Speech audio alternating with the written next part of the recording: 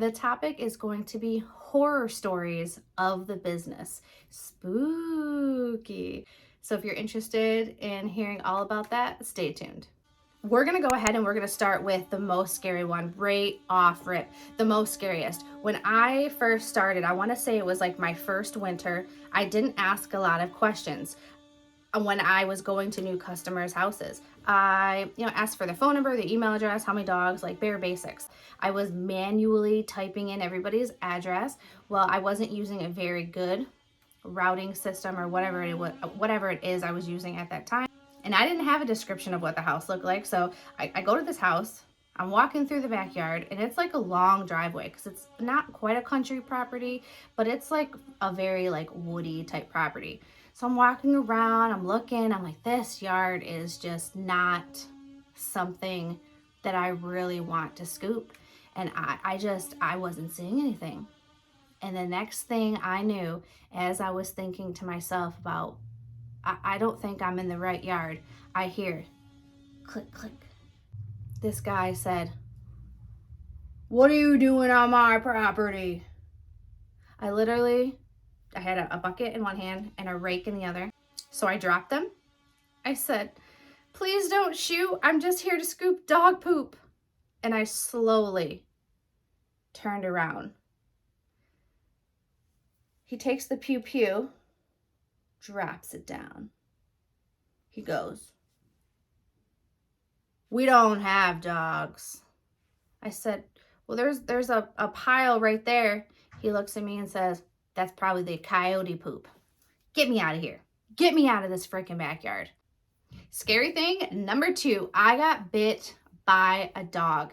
I just so happened to needed to move my schedule around a little bit, and I had to scoop on a Saturday because I didn't have a bunch of the buffer time built into my schedule, or any buffer time to be exact.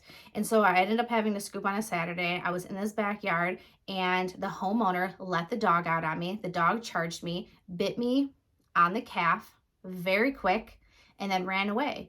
And it just so happens that the homeowners were nurses. They cleaned me up. I was fine. It didn't get infected. But that was really traumatic. And for a long time, I still think I have PTSD from it. I'm scared. Now, the third one isn't necessarily a horror story for me, but it is a horror story for my husband. During spring rush, I had so much dog poop, and this was before we stopped taking the waste. And this is a part of the reason of why we stopped. I had so much dog poop, and it was wet, and it was nasty, and it was double bagged, and we dumped it in this one particular dumpster that we were okay. We had the okay to dump it there. I put too much in there. It was too heavy. It was too freaking heavy. So my husband, he loves me so much. He jumped in that dumpster. He pulled out half of the bags, put them in the back of his pickup truck, let the garbage people dump the dumpster, and then refilled it with the other half. He did that. He did that for me, and he told me, "Don't do that again." I said, "Okay, I won't." Number 4, I think this is number 4. The worst yard I ever scooped was this one yard. I charged $50. This was back during my $50 spring clean season. It was my first spring clean season. $50 sounded like excellent money. And when you don't have to pay taxes, and you don't have systems, and you don't have employees, and you don't have all the things that I have, $50 per clean was an excellent idea. But this one yard, we pulled out 47 bags of dog poop / leaves. It was terrible. It took me and 2 other scoopers 2 hours in the rain. And then I had to keep coming back during weekly service because they wanted to come on during weekly and spend like 20 minutes just trying to get all that poop up.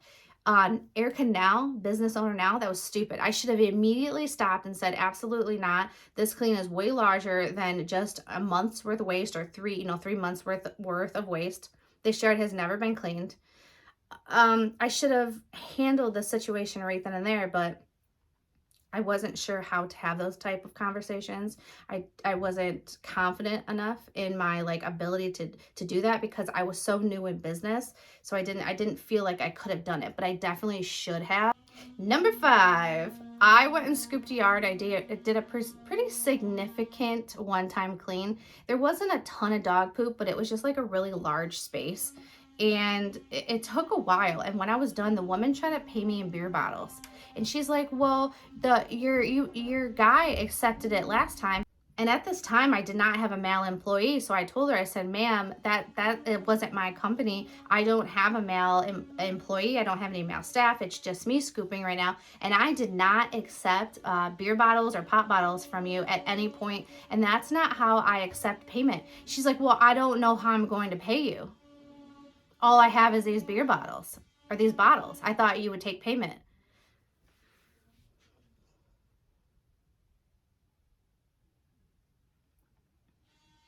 So what I learned from that situation was be very open and transparent on how you accept payment. And I know you're dying to know, did I take the bottles? Yes. Yes, I took the bottles. But I'll never do that again. I'll never do that again. And last but not least, I'm never going to buy brand new vehicles for the fleet ever again. And here's why. It's just unnecessary. It really is very, very unnecessary. Because even when accidents happen, because accidents do happen, I find it's less devastating with a vehicle that you paid less for, that you paid cash for, than a vehicle that you paid, I don't know, say $30-something thousand and finance, and you have like a debt, because I have a debt on my truck. And one of the staff members got into a fender bender and they were at fault, and the vehicle needed extensive work done on the front end, and luckily my insurance covered it, but it was about $9,000 worth of repairs, and the vehicle was down for like a month and a half. But my insurance went up because we were at fault. My insurance went up, and my insurance is already kind of high because I am a newer business. I have newer vehicles with a higher dollar amount, so my insurance is already not sexy. And then it just went up even more. And then having a brand new vehicle within, I don't know, it was under 15,000 miles. We still had under 15,000 miles at the time. For that to have such significant damage, it was just an emotional roller coaster. And I'm glad it didn't get totaled out, which is awesome.